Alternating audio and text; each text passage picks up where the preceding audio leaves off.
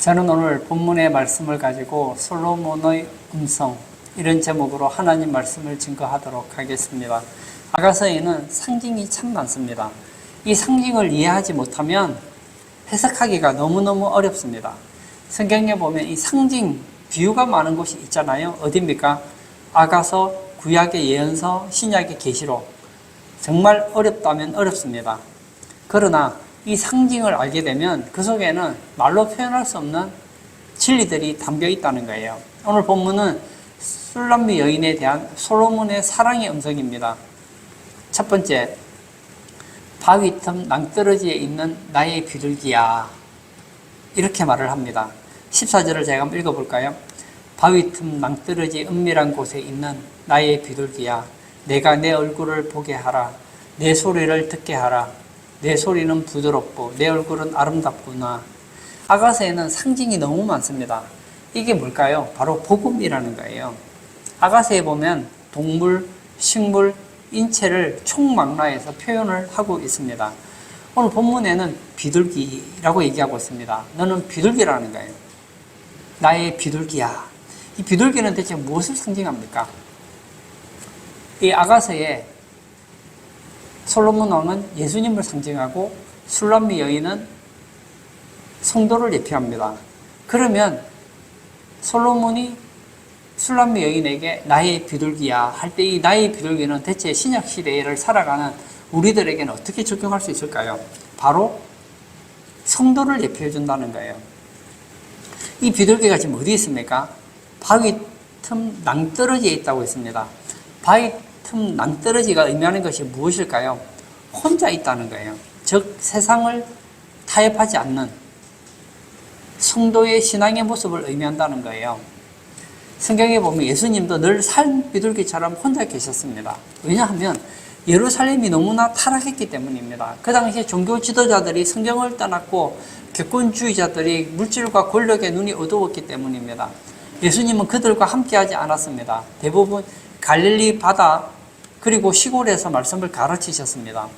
바위 틈이 무엇을 의미할까요? 위험한 곳이라는 거예요. 높은 절벽입니다. 비둘기가 독수리 같은 맹조류를 피하는 방법이 뭐죠? 바위 틈 낭떠러지에 있는 거예요. 성도는 누구입니까? 세상과 타협하지 않습니다. 참된 성도는 세상과 타협하지 않는 신앙을 가지고 있습니다. 홀로 사는 삶이죠. 예수님과 함께하는 삶이 바로 비둘기 같은 신앙이 사람들입니다.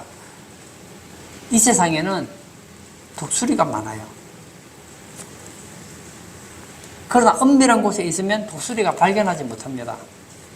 우리가 세상에 기웃기웃거리다 보면 물질과 명예와 쾌락과 이 성공의 독수리가 우리를 깊은 신앙의 삶을 살아가지 못하도록 만든다는 거예요. 초대교인들을 한번 생각해 볼까요? 그들은 독수리 같은 로마가 있었습니다. 독수리 같은 교권주의자들이 있었습니다. 그들이 얼마나 많은 핍박을 하고 유대인들을 괴롭혔는지 모릅니다. 그래서 그들은 어떻게 합니까? 도망을 갔습니다. 바위 틈 낭떠러지로 도망을 갔습니다. 가정, 사업, 땅의 안락 등 모든 것을 버리고 지하 카타콤으로 들어갔습니다. 이곳이 어디입니까? 바로 오늘 성경이 말하는 바위 틈 낭떠러지예요. 이곳에서 그들은 안전하게 신앙생활을 할 수 있었습니다. 한번 상식적으로 생각해 보세요. 땅을 파고 동굴을 통해서 지하로 들어갔습니다. 뭐가 있습니까? 24시간 어두울 텐데요. 물론 불 켜고 살긴 살았겠지만 햇빛도 못 보고, 그리고 안에서 살기는 살겠지만 동굴밖에 삶과 비교하면 너무나 척박한 삶 아닙니까? 오늘 성경 말씀대로 바위 틈 낭떠러지에 살아가는 삶이 얼마나 힘들겠습니까? 그러나 그들은 기뻐하고 행복했습니다. 왜냐하면 신앙생활을 할 수 있다는 이유만으로 행복했다는 거예요. 이 비둘기에는 여러 가지 상징성이 있습니다. 비둘기의 특징이 무엇일까요? 바로 순결성입니다. 비둘기는 욕심이 없고 혼합되지 않는 신앙의 모습을 보여줍니다. 이 비둘기한테 먹이를 탁 주잖아요. 그럼 수백 마리가 있어도 함께 먹어도 싸우지 않는답니다. 마태복음 10장 16절에 보라 내가 너희를 보냄이 양을 이리 가운데로 보냄과 같도다. 그러므로 너희는 뱀같이 지혜롭고 비둘기같이 순결하라. 예수님도 비둘기를 순결의 대명사로 보셨다는 거예요. 그리고 비둘기는 일부일처입니다. 비둘기는 이온 제도가 없고 한 번에 알도 대체로 2개만 낳습니다. 보통 보면 동물들이 일부일처인 경우도 있지만 상당히 많은 경우에 암컷이 여러 수컷을 거느리거나 수컷이 암컷을 여러 거느리는 경우를 보게 됩니다. 그러나 비둘기는 하나의 짝만 찾습니다. 그리고 자기 짝이 죽으면 시신 옆에서 애도한다는 거예요. 짝을 잃어 몇 주 동안 동지에 머물거나 울음소리를 내며 반응한다는 거예요. 물론 계속하지는 않아요. 또 생존과 번식을 위해서 또 새로운 짝을 찾습니다. 그러나 말하고 싶은 게 뭐죠? 비둘기는 일부 일처적인 성향이 강하다는 거예요. 이것이 무엇을 상징해 주고 있습니까? 바로 우리 신앙을 보여주는 것이죠. 우리는 오직 예수 한 분만을 신랑으로 모시고 살아간다는 거예요. 아가서 6장 9절에 이렇게 말을 하죠. 내 비둘기, 내 완전한 자는 하나뿐이로구나. 그는 그의 어머니의 외딸이요 그 낳은 자가 귀중하게 여기는 자로구나. 여자들이 그를 보고 복된 자라 하고 왕비와 후궁들도 그를 칭찬하는구나. 내 비둘기, 내 완전한 자는 하나뿐이로구나.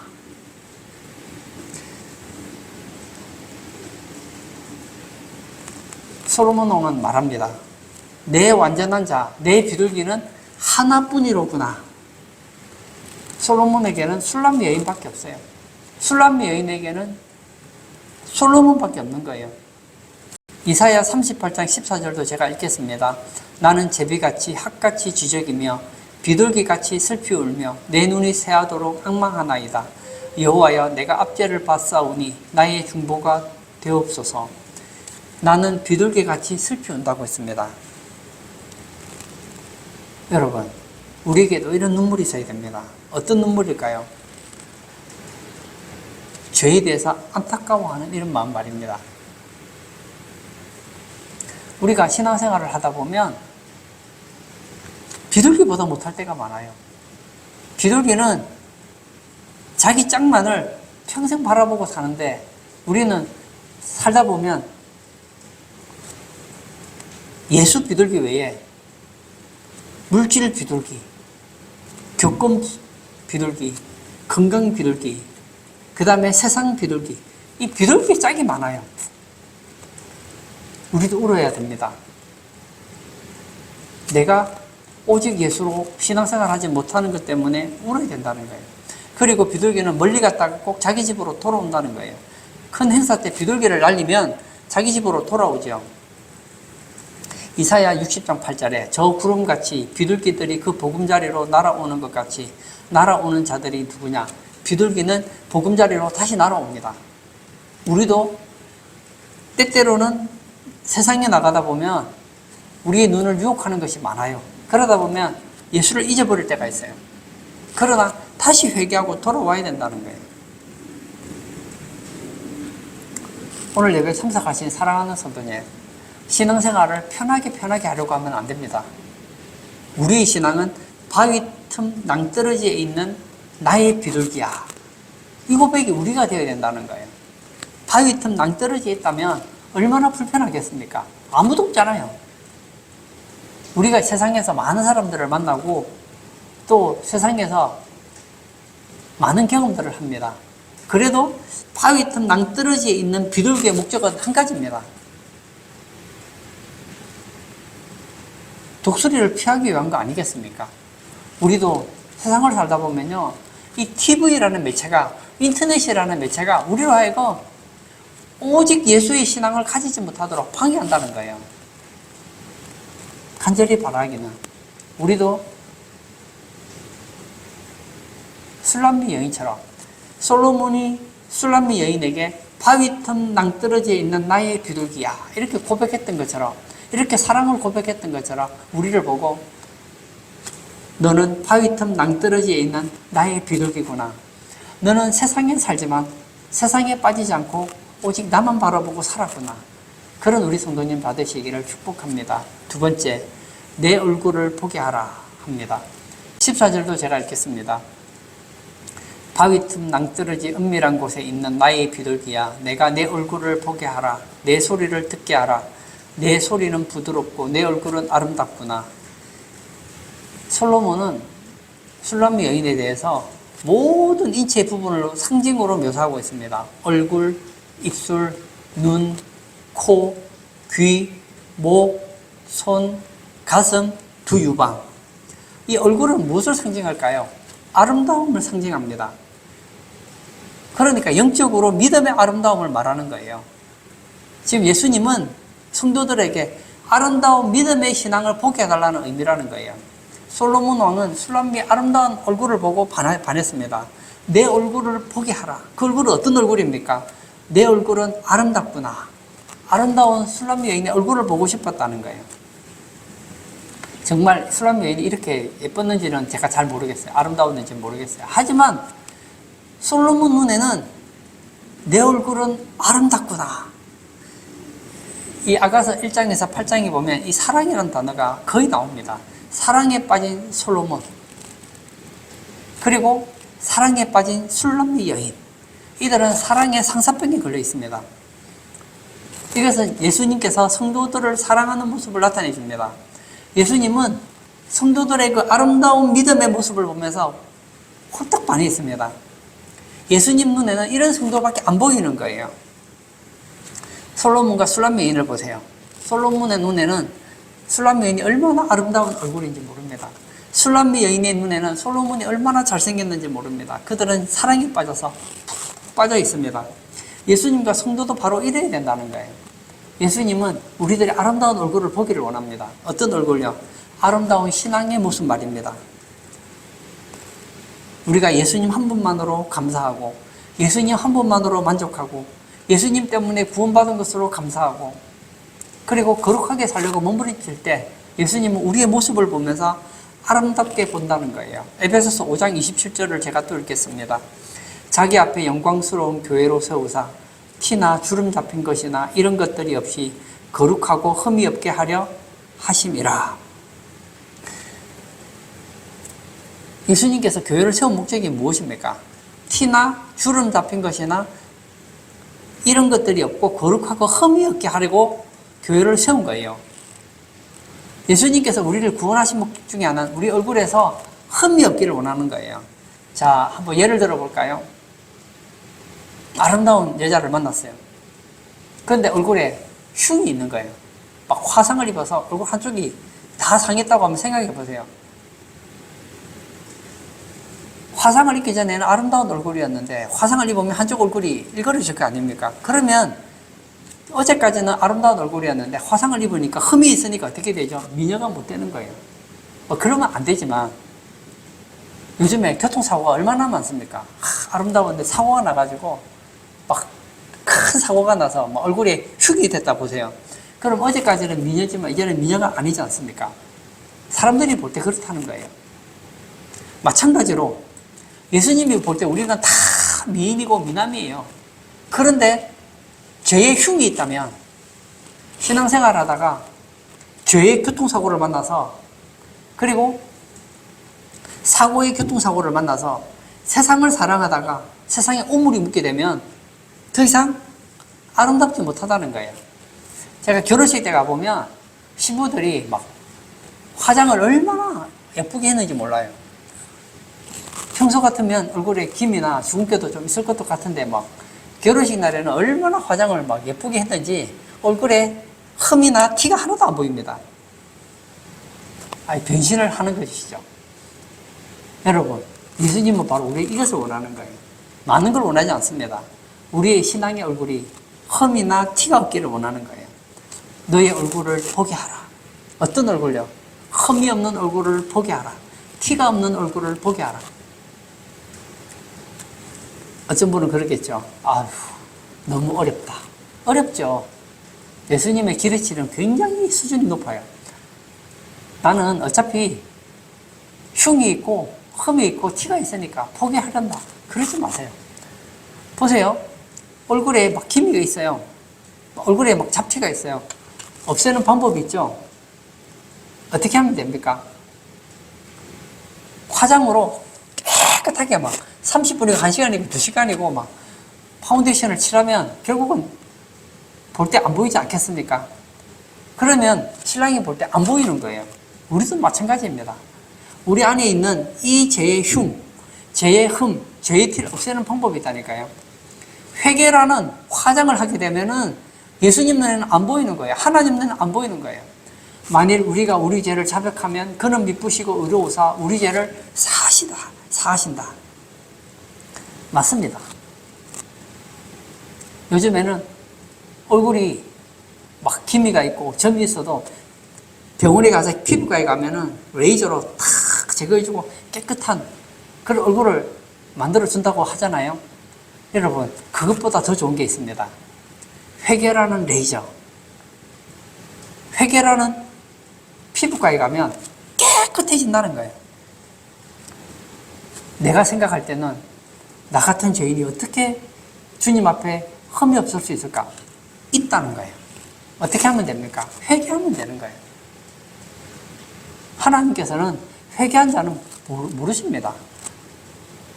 내 얼굴에 죄의 티가 묻고 죄의 흠이 있고 죄의 흉이 있다고 하더라도 내가 세상에 살면서 오늘 내가 죄를 지었다 하더라도 온몸에 죄의 오물이 묻었다 하더라도 회개하는 순간 깨끗하게 샤워하는 것과 같고 신부가 화장하는 것과 같고 피부과에 가서 깨끗하게 얼굴을 바꾸는 것과 같다는 거예요. 미국의 청교도 신앙에 대해서 저는 한마디 드리고 싶습니다. 영국의 교회가 타락하고 세속화 되었습니다. 그리고 나라에서 청교도 신앙 가진 사람들을 핍박을 합니다. 그때 타협하지 않았던 102명이 신앙을 찾아서 미지의 땅을 향해 출발합니다. 그들의 목표는 한 가지였습니다. 바위 틈 낭떠러지에 있는 비둘기가 되고 싶은 거예요. 예수님 좀 바로 믿고 싶은 거예요. 주님 앞에서 바로 신앙생활하고 싶은 거예요. 항해 중에 주일이 되면 닻을 내립니다. 그리고 이런 유명한 말을 하죠. 우리는 주일을 범하면서까지 생명을 연장하고 싶지 않다. 얼마나 주님을 기쁘게 하고 싶은 말입니까? 요즘에 신앙의 정조가 무너진 시대 아닙니까? 요한계시록 14장 1절에서 5절에 보면 14만 4천의 신앙의 모습이 나옵니다. 이것은 주의 종의 모습이고 신앙생활하는 우리들의 모습이 아닌가 싶어요. 너무나 아름답습니다. 너무나 아름다운 영적 술람미 여인의 얼굴입니다. 제가 한번 읽어보겠습니다. 또 내가 보니 보라 어린 양이 시온산에 섰고 그와 함께 14만 4천이 서 있는데 그들의 이마에는 어린 양의 이름과 그 아버지의 이름을 쓴 것이 있더라. 내가 하늘에서 나는 소리를 들으니 많은 물소리와도 같고 큰 우레소리와도 같은데 내가 들은 소리는 검은 고 타는 자들이 그 검은 고를 타는 것 같더라. 그들이 보좌 앞과 내 생물과 장로들 앞에서 새 노래를 부르니 땅에서 속량함을 받은 14만 4천 밖에는 능히 이 노래를 배울 자가 없더라. 이 사람들은 여자와 더불어 더럽히지 아니하고 순결한 자라. 어린 양이 어디로 인도하든지 따라가는 자며 사람 가운데에서 속량함을 받아 처음 익은 열매로 하나님과 어린 양에게 속한 자들이니 그 입에 거짓말이 없고 흠이 없는 자들이더라. 이 14만 4천 영적 술람미 여인의 모습이 어땠습니까? 여자와 더불어 더럽히지 않았다. 이들은 자신을 더럽히지 않았어요. 그리고 그들은 정절이 있는 자라고 했습니다. 어린 양이 어디로 인도하든지 따라가는 자라고 했습니다. 사람 가운데에서 구속받은 처음 열매라고 했습니다. 하나님과 어린 양에게 속한 자들이고 입에 거짓말이 없고 흠이 없는 자라고 했습니다. 이 중에 저는 이 말이 제일 와닿았어요. 흠이 없는 자다. 흠이 없는 자가 어디 있겠습니까? 우리가 이것을 볼 때 이 14만 4천 어떤 사람이라는 것을 예측할 수 있어요.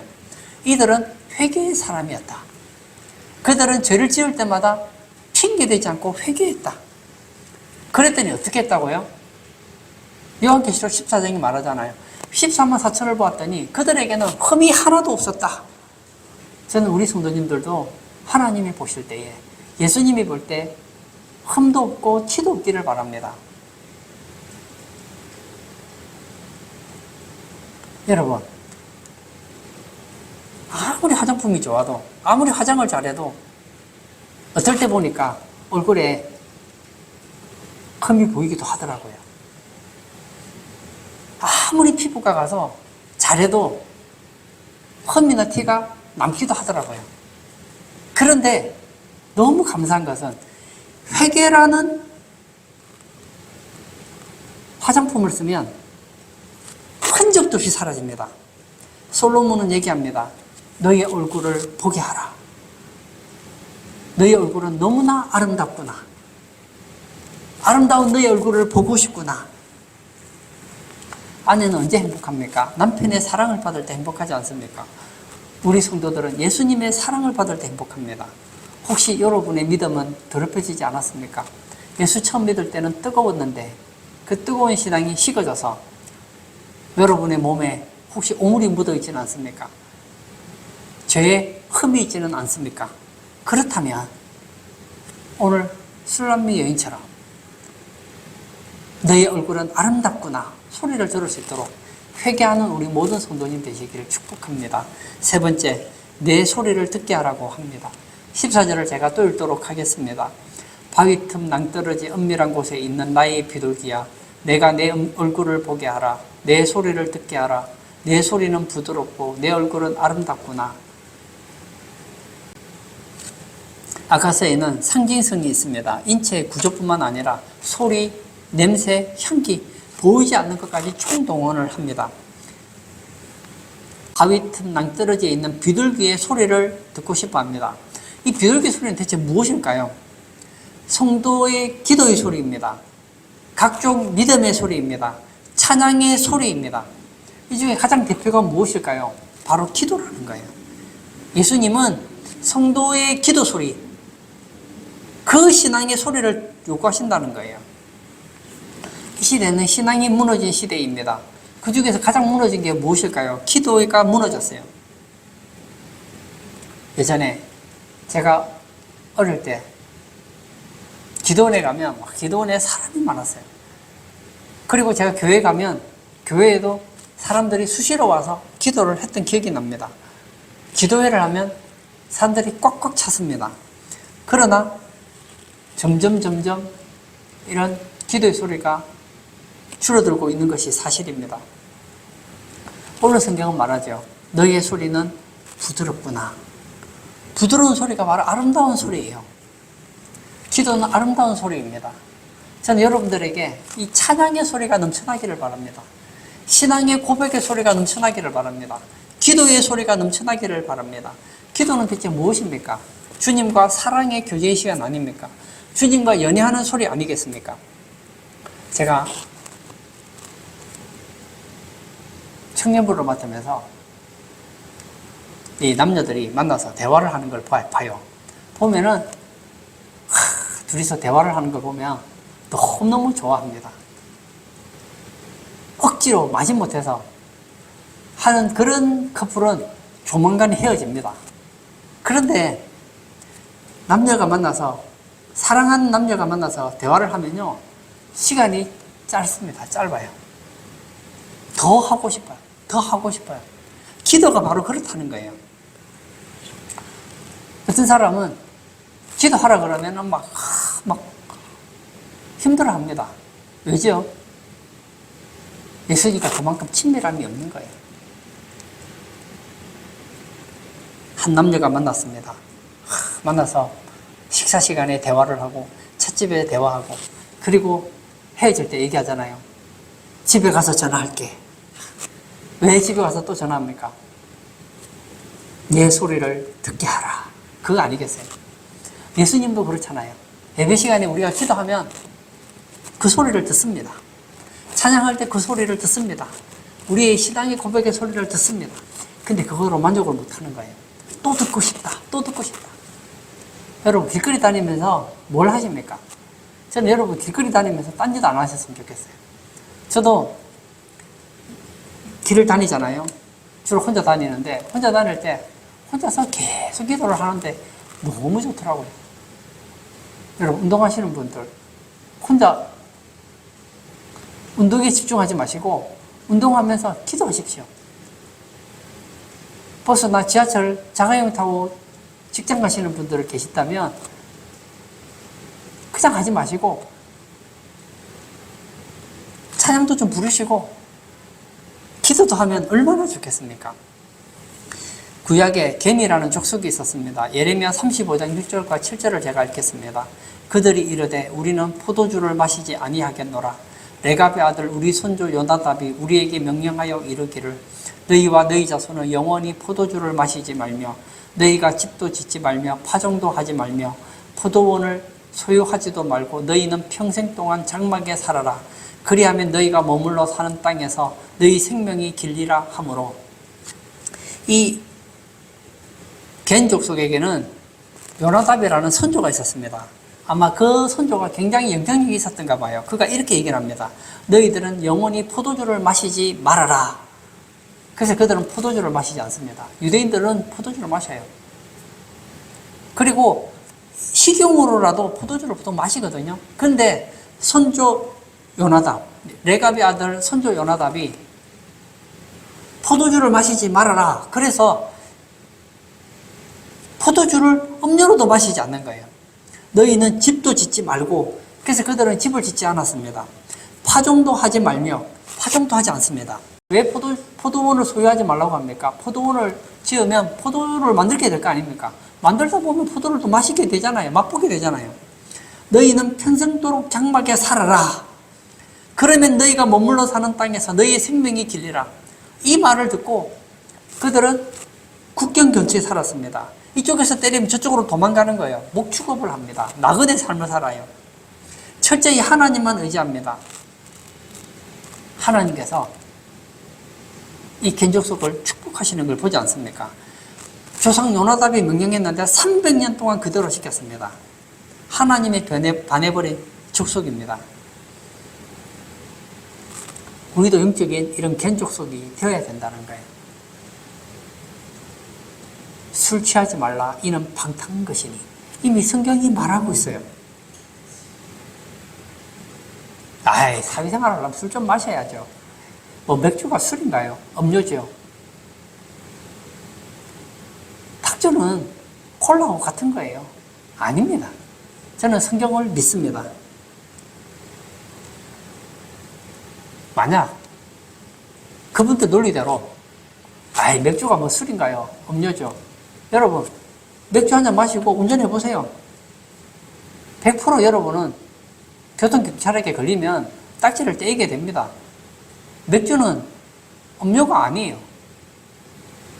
탁주는 음료수가 아니라니까요.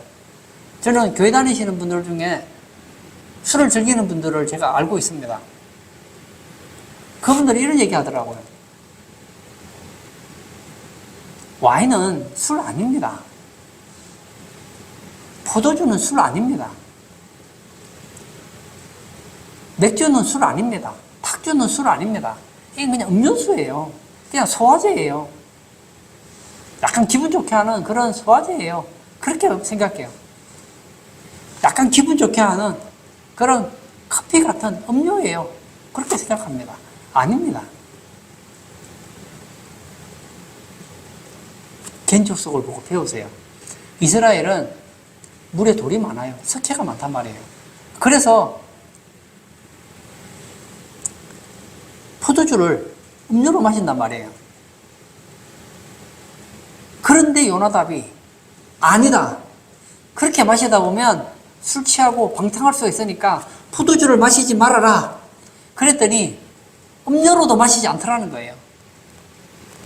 우리나라 물 얼마나 깨끗합니까? 왜 마십니까? 저는 그 이유를 알죠.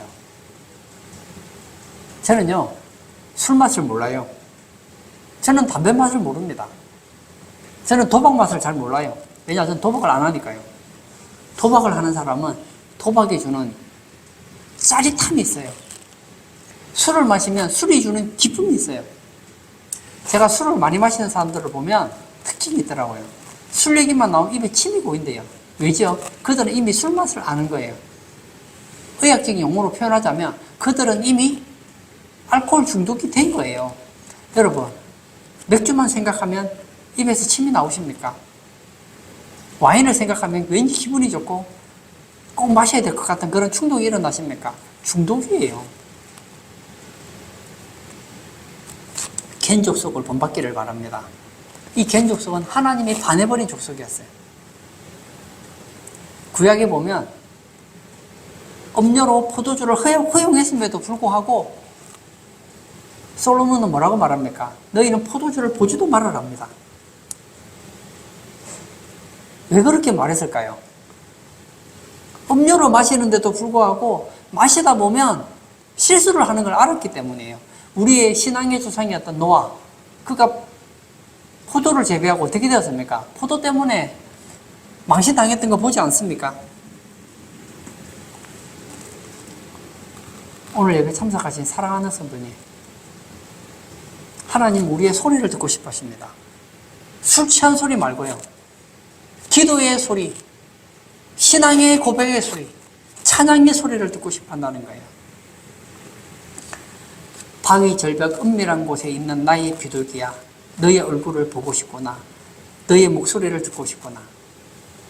예수님의 우리에 대한 소원입니다. 결론을 짓고자 합니다. 마태복음 25장 6절을 제가 읽겠습니다.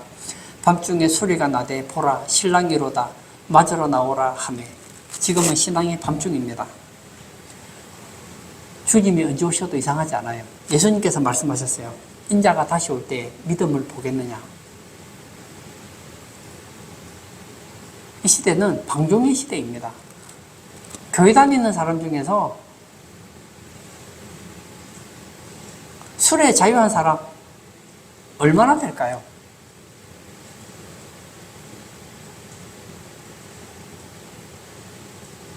오늘 성경 말씀대로 얼굴이 깨끗한 사람 얼마나 될까요?